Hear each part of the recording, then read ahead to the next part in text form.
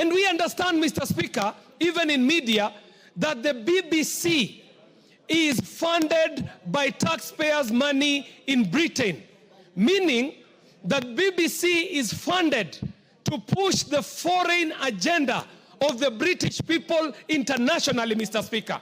And so we must know, is BBC speaking as a mouthpiece of the government and the people of Britain? Or what is it that the BBC is doing? Could it be an attempt to untwist this country so that they can rescind on the rider that we put on their training of the Batuk units in Kenya, Mr. Speaker, and perpetuate a history of extractive economy, oppressive economy, and exploitative economy in a very unfair trade balance between Kenya and the UK.